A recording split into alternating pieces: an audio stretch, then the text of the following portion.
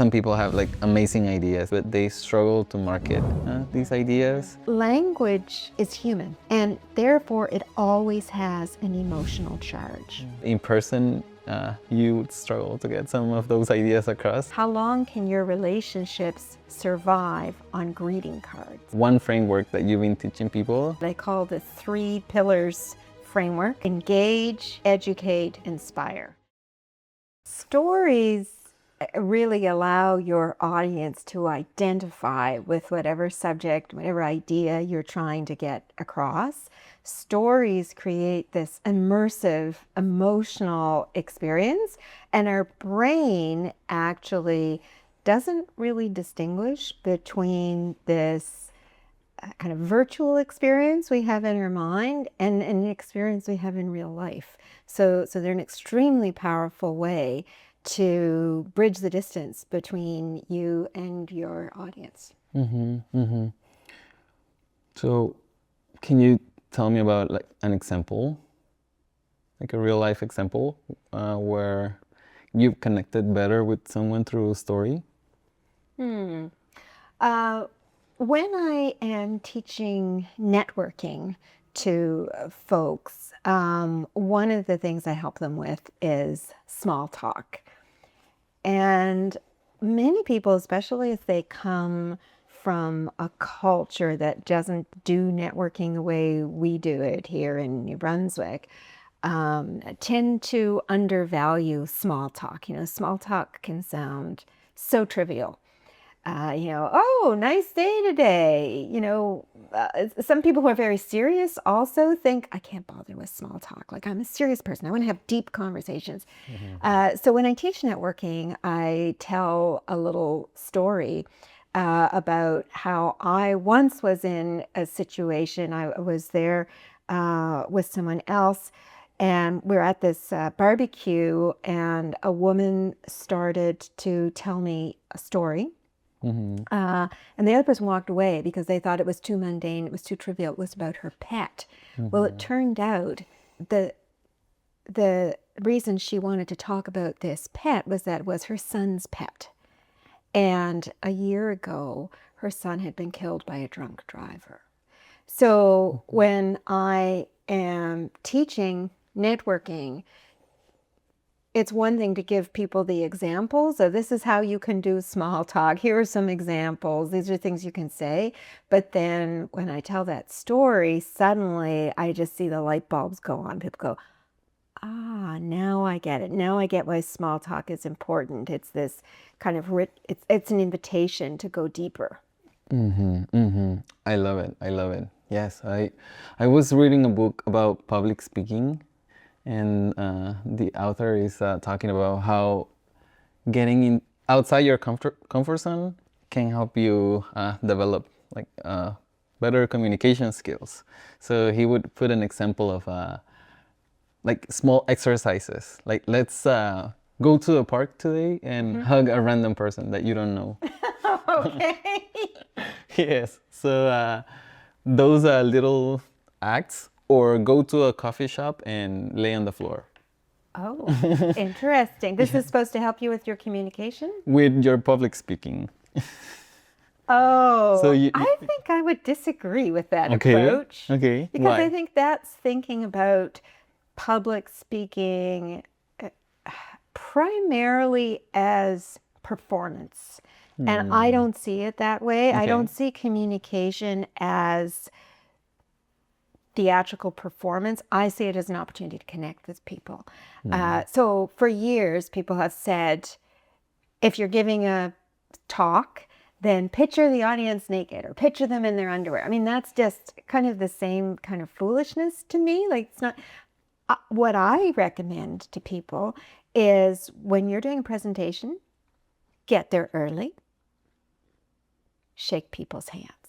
Go around the room, shake people's hands, find out why they're there, meet them. And then when you get up at the front of the room, you are not talking to a room of strangers, right? You're talking to people you already know. You can then even kind of weave some of what you have gathered from those interactions into your presentation. You're more likely to have people engage with you and ask questions because they're already comfortable with you. So that's my approach. I always think of communication in terms of relationship rather than this one-way kind of broadcast of information. Interesting. Yes, I think that communicators and people in positions of power, they need to be also like empathetic with the way they speak. They have to show expertise, but through empathy, right? So I feel not when you come across as someone arrogant, it's harder to connect. What do you think? Absolutely. And when I work with folks who are expert in their fields, they could be engineers, they could be consultants, they could be researchers, the leaders, as you say, in some capacity. That's something that sometimes we have to deal with head on, because when you have a high level of expertise and you're communicating in a way that puts the emphasis on the subject matter rather than on the audience and what they need, you can easily come across as arrogant. And so many people will say, after having heard, let's say, an academic speak at a public engagement session, or an engineer speak at a public engagement session, they will say, oh yeah, well, they're so arrogant, they're so full of themselves, they're so, hoity-toity. But in reality, the person could be a very lovely, warm, compassionate person, but when they were communicating, their focus was not on making a human connection. It was on their subject matter, and their communication was very dry and impersonal. That looks like arrogance from the audience's perspective. Yes, yes. I wrote here a question, and it's when someone's smart, like some of these leaders and experts and researchers have a genuinely good idea, and they're not able to get to communicate this idea and get through with their ideas and connect with their audience. What's usually going wrong most of the time? Again, it's focusing on what they want to say rather than on what the audience is ready to hear and interested in hearing. So when I work with folks, I would say that 80% of my time is spent on helping people get to know their audience in a really intimate way so that they can tailor their content, the structure of what they are saying or writing, and the way they're communicating to that particular audience. Yes. That's the number one thing. And it sounds really basic, but I teach an approach called perspective taking, and it goes much deeper than kind of a typical marketing approach would. Marketers often look at demographics, right? Like age or gender, that kind of thing. This goes much deeper, and it also goes beyond empathy as well. So that marketers will also talk about empathy, but we really use some methods and tools that enable us to really step into the audience's worldview. So that way you can frame whatever you're communicating, through that same window that the audience is using to view the world. Yes, I run a video production agency. I work with clients, and I really would love to get into my client's head, right? Because I'm about to send this proposal, and I'm like, I really wonder where this proposal breaks. So I try to put myself on their shoes. I don't know if I'm gonna go like super off topic, but what I've been trying to do in the last few weeks is that I would talk to AI, like LLM tool, and I would try to act as this other person that I want to speak with, and try to come up with some perspectives or things that they could come up with objections to be able to land those. Yeah, AI can sometimes be helpful in that way, and then sometimes I find it will just completely kind of misread the situation.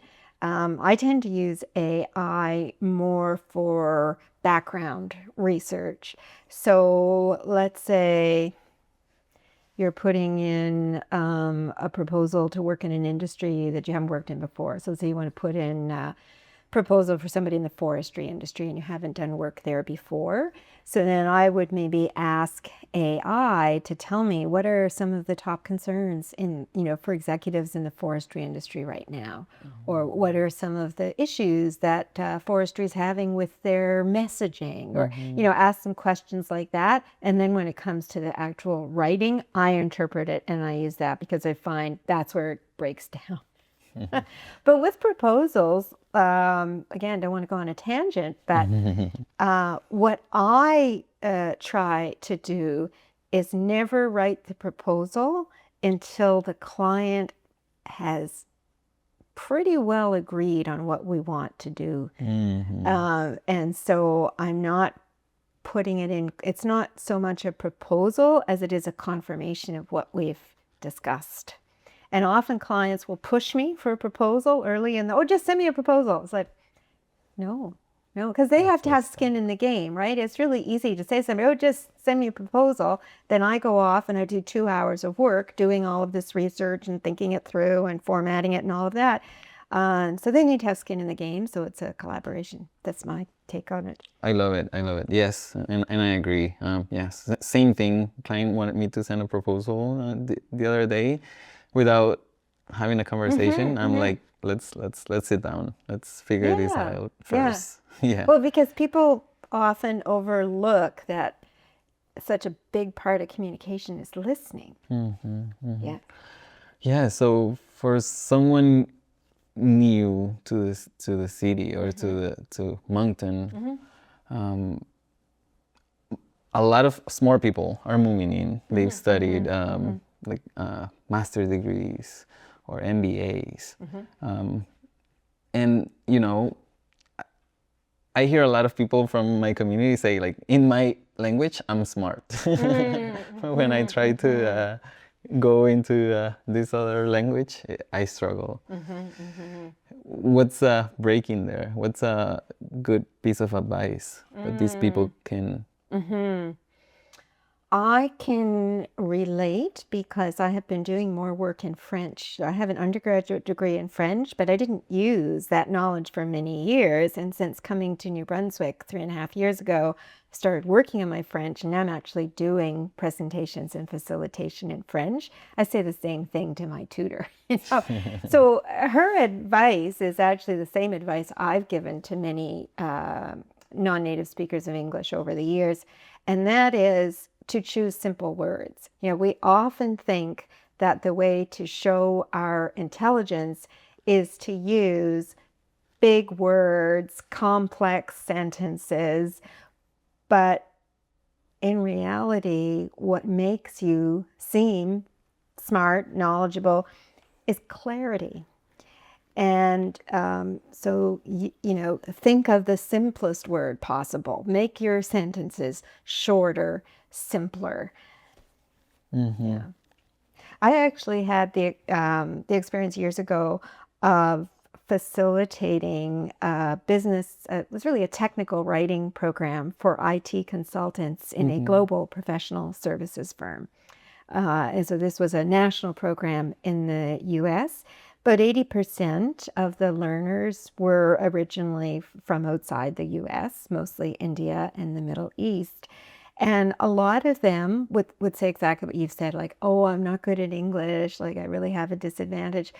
But when we went through and we marked their assignments, I often found that the non-native speakers of English did as well or better as the native speakers of English, for the reason that they would consciously have to keep it simple, right? Because they would have to choose the simple words to express it.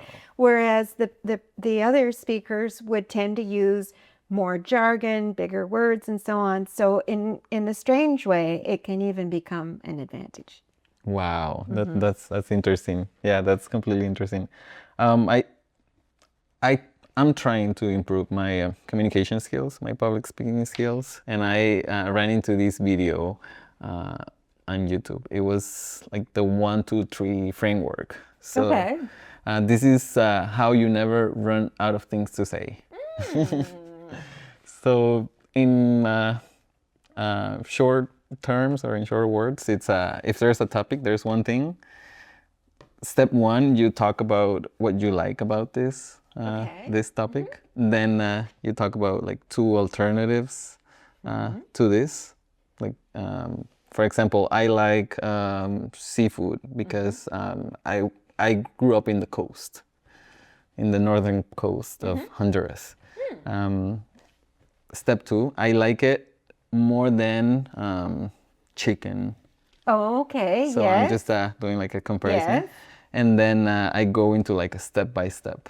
So step number 3 is so the best way you can enjoy seafood is you drive to a coastal town, you find the best restaurant, and you ask the waitress for the most recommended.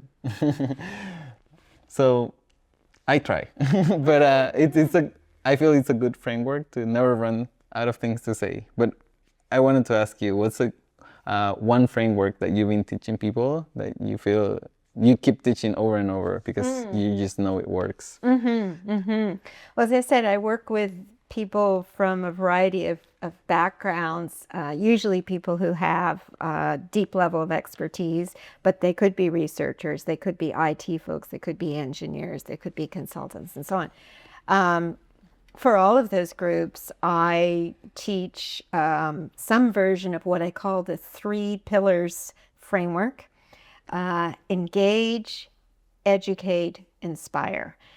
Often when we have this wealth of advanced knowledge to share, we tend to go right to educate, right? We think that we need to bring people up to speed. We think, oh, if they only understood all of this detail and they had the whole picture, then they would buy into my idea. But in fact, we first need to engage them, which is an emotional activity rather than an intellectual activity. We do need to educate them, but we need to educate them in a way that builds a relationship with the audience. So there's still a strong affective component. And then we need to inspire them to act, right? Because it was interesting. I recently helped a group prepare for a pitch session at a conference. And following the conference, the conference organizer said to me that that they had been to other conferences and seen similar pitches, and none of the people pitching included an ask in their presentation. So to me, it's not a pitch without an ask, right? You're communicating for some reason. So what's that action you want? And so, yeah, that was something different about the group I worked with, is that they all did make some kind of an ask at the end, and that's part of inspiring action. Yes, absolutely, absolutely. And when you talk about like the engage part, I might be wrong, but I've learned that people, at least on social media, because I do a lot of social media, Yes. are always looking for information to either help them thrive or survive. So when you're engaging with an audience, when you're trying to communicate an idea, you're basically, best way to connect for me is to find ways that they would say, okay, this is gonna help me move forward somehow, right? Yeah, and that's really challenging, particularly if you're dealing with complex ideas, and particularly when you are somebody who's really invested in that idea and just finds it really, really interesting, right? So it can be really hard to take that step back and say, okay, like, how does this connect with, as you say, a survival need or an aspiration. And, in the business context, it sounds crass, but so many times it's, how is this going to make me money or save me money?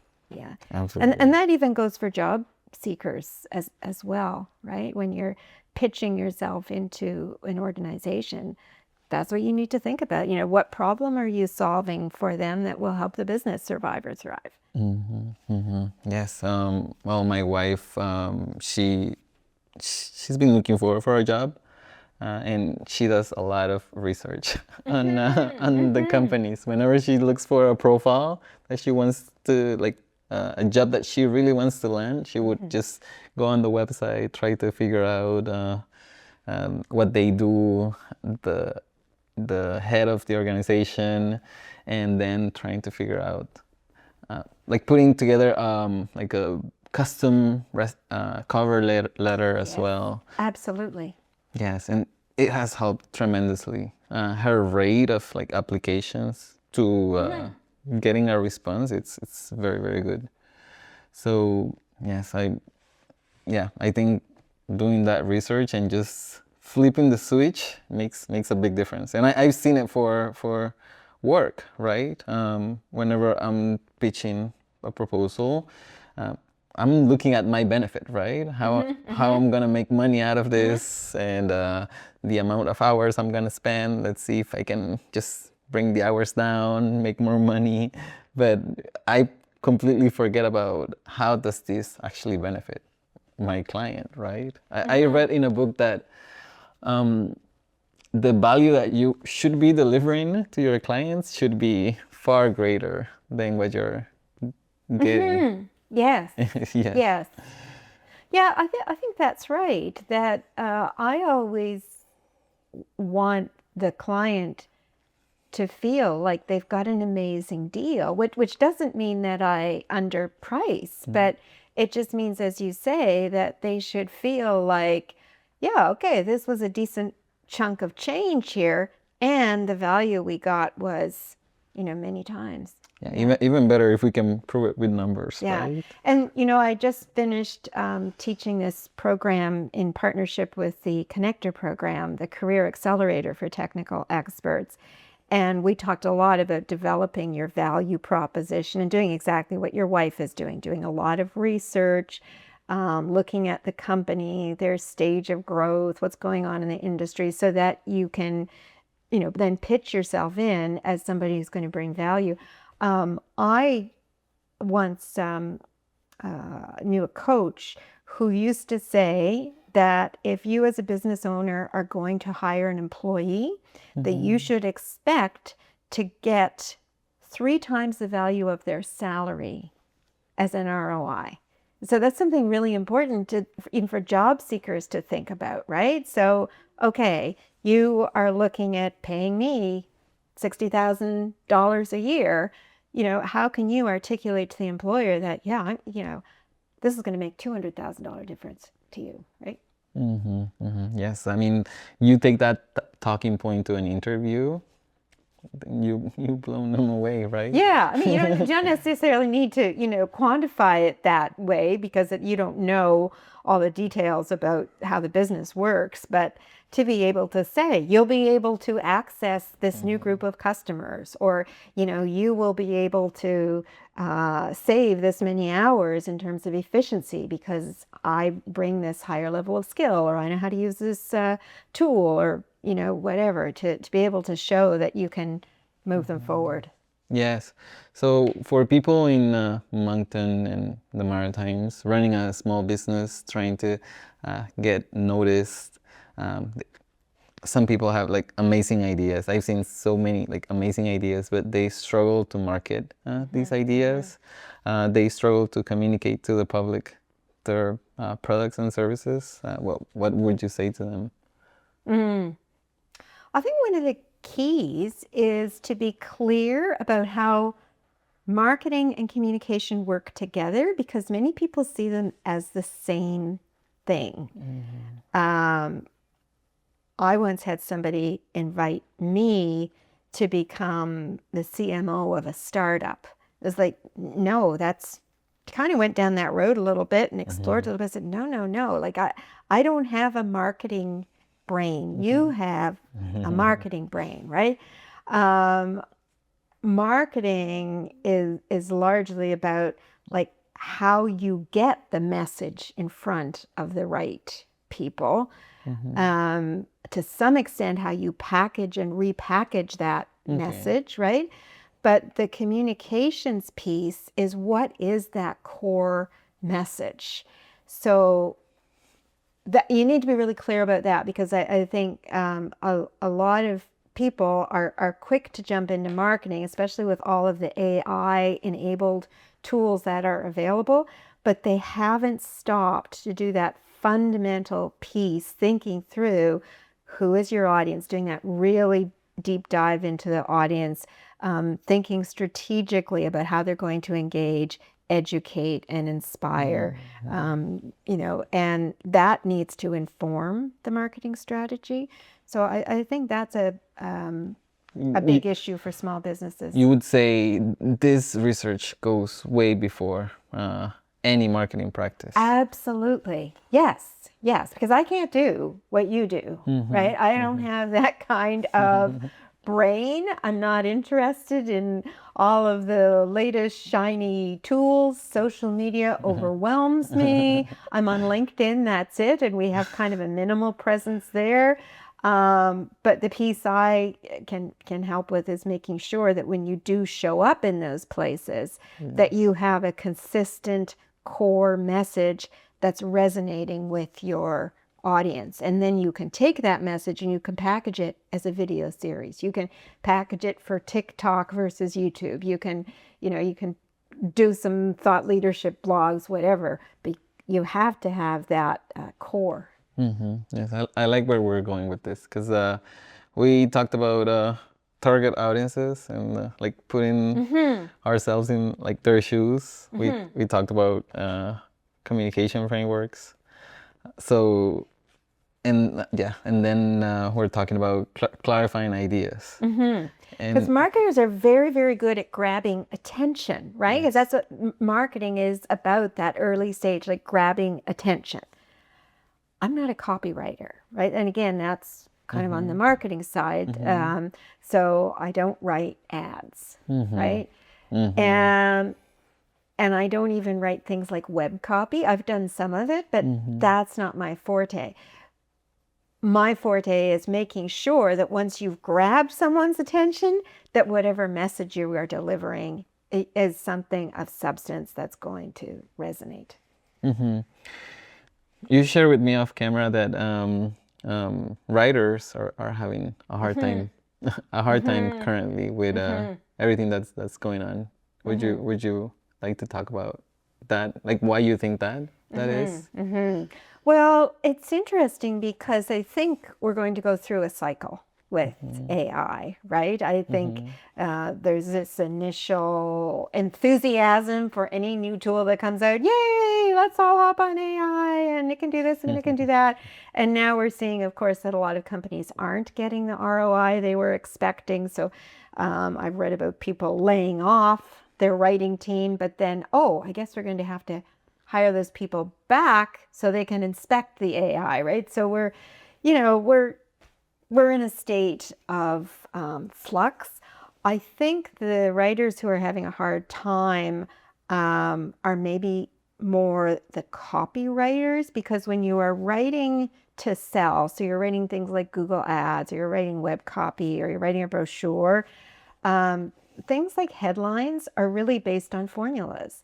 And years ago, you would buy a book that would say like the 100 greatest ads of all time. And you would just like follow the model, follow the structure. You would see long lists of headline formulas, 100 tried and true headline formulas. So copywriting is by nature algorithmic. So I think those writers are maybe struggling more than writers who are actually producing things like thought leadership pieces or communication that really needs to express the voice of the organization. That is something that AI cannot do. AI will capture your brand voice, supposedly. Like, you can tell. I'm like, I want a sunny, cheerful voice, or I want a, voice with a dark sense of humor, or whatever. Empathetic. But we forget that language is never neutral. Like, we tend to think that language is this kind of objective, or like this inert kind of artifact that we deal with. But language is human. And therefore, it always has an emotional charge. Always has an emotional charge. There's no such thing as language that is completely objective and stripped of emotion. So when you put it in AI, the language will have certain features of your brand voice, but it will lack something. And it's very hard to put your finger on unless you're somebody like me who's like studied poetry and, can really talk about language in a very explicit way. But people feel it. People feel that there's something lacking there. Yes, I agree. Because, I like what you said about we're going into like this cycle where like everyone has like polished messaging, Yes. right? Yes. But in person, you would struggle to get some of those ideas across. Yes. You would never sound like That's AI, right. let's say. For example, I was able to build a lot of like landing pages for my website Yes. to speak to like different industries, and that's like really working really well because I wanted to work with partner with marketing agencies or people in dentists or health or government organizations, and people can really find like more information about what we do that's like more tailored. Yes. Smart use of AI, because that's that copywriting piece, Yes, right? it's just incredible, like super incredible. But at the same time, when they reach out to a real person, right? What are they going to find? Are they going to find someone that's also approachable, like what the website says? Am I going to be able to like, build those relationships in person or in real life? Yes, I think on the digital side of things, we'll have like all of our messaging like super Yes. polished, but nothing will beat the personal connection. So yes, I spent a lot of time like working on communication and like my messaging for my business, trying to simplify and amplify what we do. But I got to a point where I realized that personal connection, it's irreplaceable. Yes, it is. And we use at Clarity Connect, and we're very transparent about this. On the bottom of our website, in our footer, we have a statement how we use AI. And we say right there, we use it for copywriting. And we use it, for instance, on LinkedIn. We have a company page for Clarity Connect, and then I have my personal profile. So anything on my personal profile is written by me the old-fashioned way. Well, what is the old-fashioned way? It's not by hand. I type it, right? But without the aid of AI. Something on the Clarity Connect page, that could be AI enabled. Because I'm not as concerned that it reflect my exact voice. But if I'm showing up, my picture is there, and it says by Dawn Henwood, then that is authentically my voice. And same with emails. I do create templates that I use for different situations, which I've been doing for years. That's just smart, but they're written by me.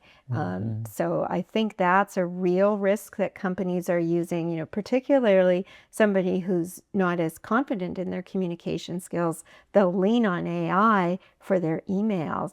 And, I need to do a LinkedIn post on this. I keep forgetting, but I feel like saying, how long can your relationships survive on greeting cards? Do you know what I mean? Because, my husband never buys a card for me for Valentine's Day or birthday or anniversary. He always writes something by hand because he says, I don't want Hallmark saying what I have to say to you, right? Yes. And I think if you really want to have a connection with your clients or customers, in my opinion, you are better off to send an email that's in your voice and maybe has a missing article, because, oh my goodness, that's the last thing that falls into place when you're learning a second language. For me, it's prepositions in French. It has a slight glitch or maybe a misplaced Would happen comma, to me. but it's human. That is far better, to my mind, as long as it's clear, right? It's far better than sending something that is very polished, but that could have been, written by Hallmark. Now, there's like different nuances to that, I guess, right? Because there are some like high leverage situations where you need to sound authentic and like yourself, and there are like more of like transactional parts of the day-to-day where you might need to save some time and just get the message across. Well, that's where I think you can have a template, Okay. but you can still write the template. Yeah. Or at least tweak it. So something you can try is, if AI gives you something and you're thinking about using it on LinkedIn or in an email, so somewhere where that language represents you and your character, right? Then try reading it aloud. Does it sound like something you would say? So when I'm experimenting with Claude, for instance, with copywriting, or I'll often ask Claude for feedback on something I've written, and it will come back and it will jazz it up, and I'll look at it and say, gee, that sounds really cool. And then I will say, that doesn't sound at all like me, because I'm not cool like that, right? So I would rather be myself, even though maybe I'm less exciting and uncool, than send something that is clever, but is not going to portray my character, right? Yes. Yeah, you won't be able to hold that. I won't be able to hold that. Yeah, That's right. enough. Yes, that's right. People will meet me and say, oh my goodness, this person's disappointing. Yeah. So, can you think about a time when you help a client or a student with an idea and go from being ignored to landing really well? What changed? Yeah. This one was a bit of a shocker for me, because it seemed like the amount of help I gave was very small, and yet the result was really impressive. So that was a learning for me. So I was working with a researcher who was trying to get renewed funding for a research project. So she was speaking to healthcare executives. She presented the project, and they'd said, no, doesn't look interesting. So then she was taking one of our courses, and most of our courses are set up such that participants have some self-paced materials that they can do, and then we get together for group coaching sessions. So I don't do a lot of teaching when we're together. It's more troubleshooting and problem solving for individuals. So in this instance, she went and she literally watched a couple of these videos and said, aha, I see what I've been doing wrong. She had been presenting her research project in terms of the value that she saw in it. And as the researcher, she was interested in what the value was kind of to her field. Like, okay, we could discover this, we can build on this knowledge, we will then be able to, ask these other research questions. So after watching this video, she flipped that around and she presented it to the executives in terms of what they would get from the project, really looking at the ROI, survival and thriving, right? They said yes. So I was really shocked because, again, it seemed a really small thing that she'd done. She just went and watched this video. But I see the same thing time and time again, because the people I work with, as you said, are smart, right? So I don't work with people who don't know how to write, who don't know how to give a presentation, right? They've done all this. They can put a sentence together. They can put a paragraph together. They can write a report. But what they need help with is figuring out, how do I move from just giving somebody information to getting their buy-in?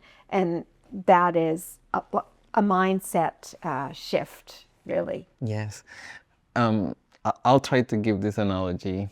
So I read in a book that if a small change would land you like somewhere completely different, right? Let's If you're say, navigating yeah, somewhere if and you're off by 2 degrees, you can end up in Antarctica. Yeah. okay, you got it.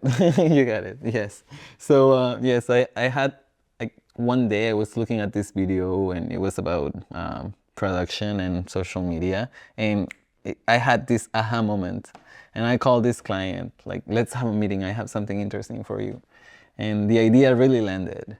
We've seen like really good results from this aha moment, and for me, it meant more security for my business, a couple $1,000s more in my bank account. But it was just this aha moment, this small change in direction that really completely switch things around, right? So yes, I think part of this is also being open-minded to change, right? We get caught up in I'm right, and yes, I have the solutions, I have the ideas, I think my idea is the best. We're not open sometimes to make some small changes, right? Tweaks that can really improve our communication, I guess. So you were an English professor before this. What made you realize that communication and not credentials is actually what moves people?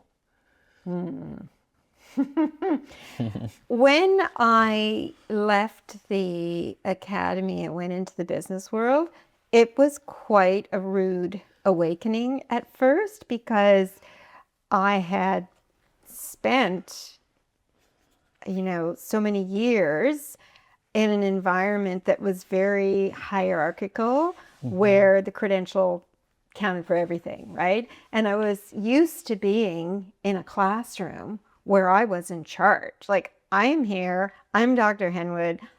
I don't have to persuade you to listen to me because you paid to listen to me, right? So then going into the marketplace, I remember working with a coach who said to me, Dawn, your PhD is not a benefit, it's a feature. I was like, how rude, right? But what she meant was like, that doesn't mean squat outside of the academic context. You need to actually earn the trust of people in business. So that was actually a really helpful moment for me, because then I started to realize just how important things like voice are, things like emotion and engagement are to successful communication in the business world, versus just imparting information, which I was used to doing, assuming that I had everyone's trust already. But now when I work with people, that's something I emphasize, like throughout everything we do. How are we building trust? How are we building, we're engaging. How are we building trust? We're educating. How are we reinforcing that trust, continuing to build it? We're inspiring. How are we still building trust so that people will move forward with us? Yes. Well, I see it in marketing. People wouldn't usually like buy at the first interaction with your brand, right? They need a couple interactions. They need, I think statistics says that they need at least 7 to 10. So I've recently heard, Okay. brace yourself, that people are now saying 28 to 30. Okay. I know, that's what I said, right? Because there's so much on LinkedIn now, and Facebook and Instagram and emails, and it's such a noisy world that people need to see you that many times. And I think for somebody like me who's low-key introverted, I find that really challenging. So, trying to figure out what are the ways that I can connect with people so that they have more interactions with me, but I'm not just kind of spouting stuff out there, that they're meaningful interactions. I think that's a real challenge. It's a challenge. It's a challenge because yes, you don't want to come across arrogant. You don't want to come across salesly, like you're trying to just sell things. You're really trying to establish a connection.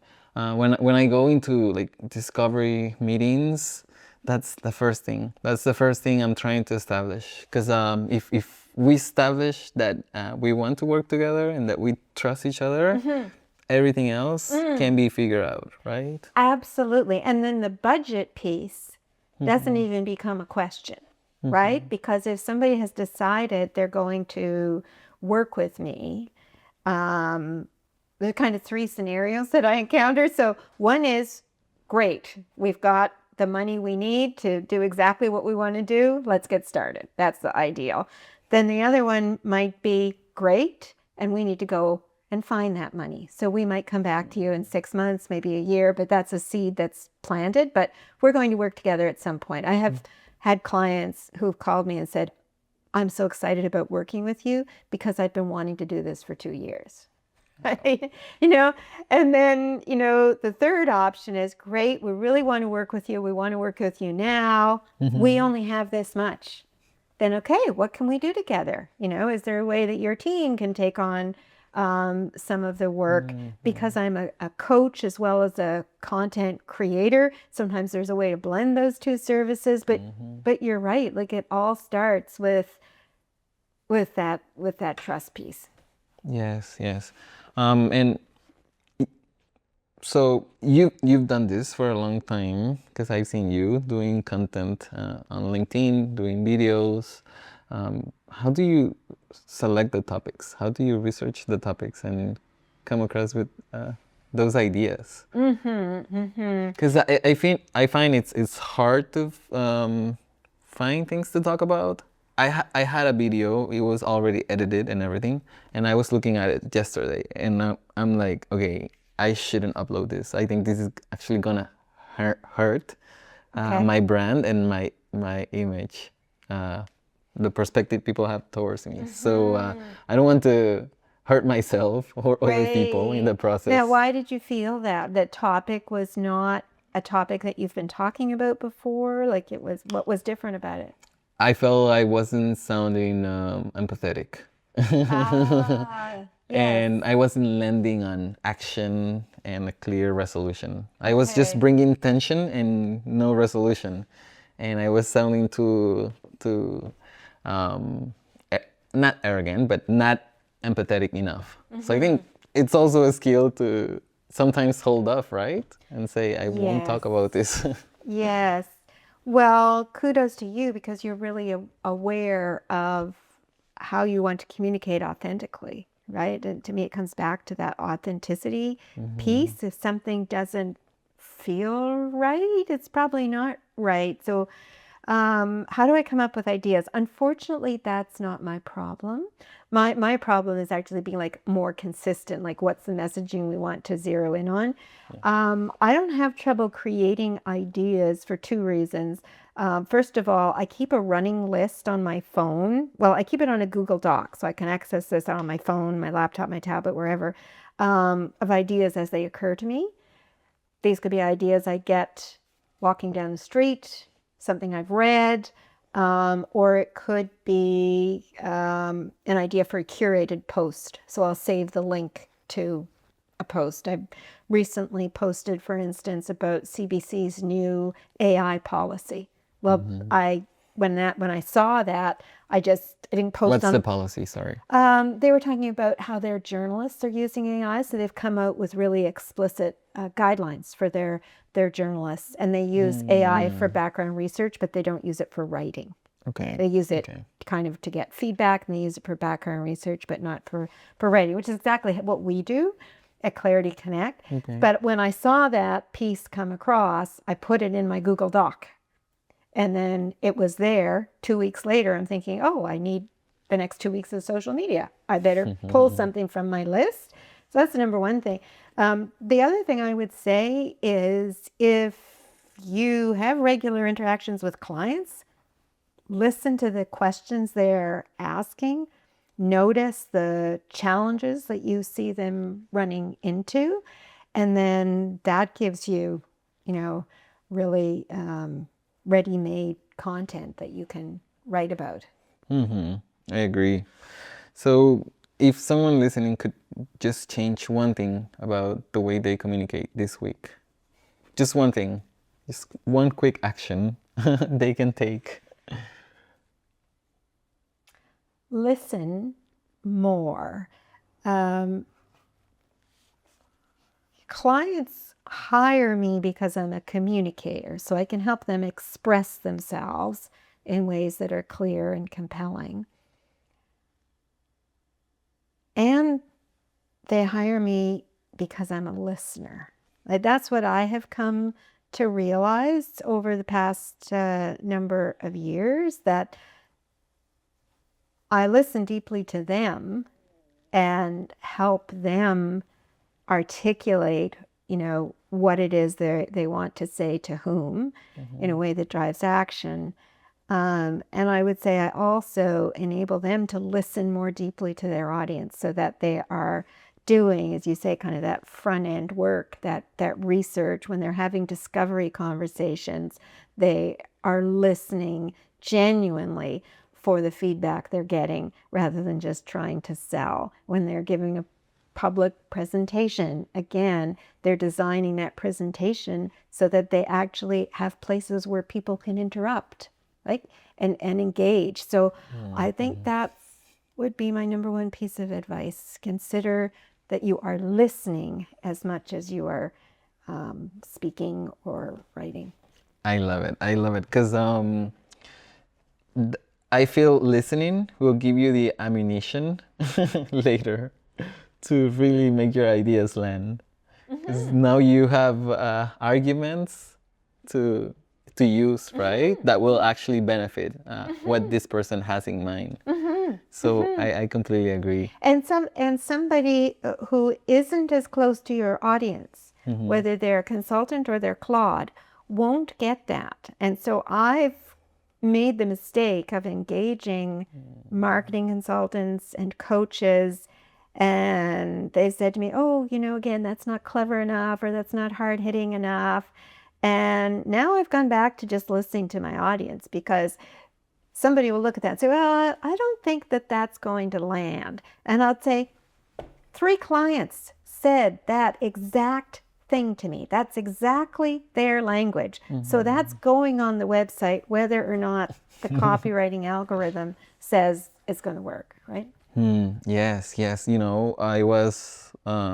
I think I mentioned this before to you, that I was using AI to get some consulting, and it was super rigid, and the way it sees things, right? And I'm like, I had to realize painfully, if that's the right word, that rigidness doesn't work in the real world the way it's supposed to, right? Because I'm not rigid. And my clients, the people that I interact with, they're not rigid in their thinking. We make decisions with emotions. So there's more nuance to just seeing things as a robot, like all the time, right? So that's where I'm trying to draw the line, and just trying to be like more human in my interactions and my decision making process as well. Trying to follow my my instinct just a bit more, because that rigidness, it's I feel doesn't work in the real world, but I might be wrong. Well, I think you use AI for what AI is good at. And people say you need to treat AI like an employee. So when you have somebody working for you, you identify what their strengths are and you assign them tasks accordingly. So if they're not good at research, don't give them the research task, give them something else, right? So AI is really good at the rational evaluation of an argument, right? Really good at crunching numbers, really good at doing some of this background research. I can say, oh, as I say, tell me the 10 issues in forestry right now. So it can do all that, but then have to realize, okay, and that's in your job description, AI, but you are not good at this other piece, and so I'll be doing that, or I'll be asking another human to help me with that. Yes. Would you say this is a good statement? It's rational, but it's not reasonable. Because he can't reason as a human, because he's not a human. So I can't expect it to like human reasoning because That's it's right. it's That's a computer. Right. Yeah, exactly. Exactly. And the creativity piece, like Right. it cannot create the way a human does. It doesn't have that. Yes, I was reading a piece about a billionaire saying that, and this just comes back to the listening piece. Like some of the things that make this person successful is that first they learn to fail fast to just to get that feedback loop and improve your processes, but then also like really listen to your customers, right? Yeah, so yes, that's why I really like this the argument of just listen, listen. Sometimes I'm asking AI some consulting, and it's telling me say this and then pause, don't say anything else, right? Because sometimes you just want to get across an argument and you're trying too hard, but the other person will probably complement the idea or just agree with you. Yes. But you just, for some reason, you just want to go over with your words, right? And sometimes you just need to stop because this other person is gonna agree with you, or it's just gonna, yeah. In business, maybe you can give you the yes. Absolutely. I recently did some facilitation training with the Center for Courage and Renewal, which was founded by the Quaker educator and activist Parker J. Palmer.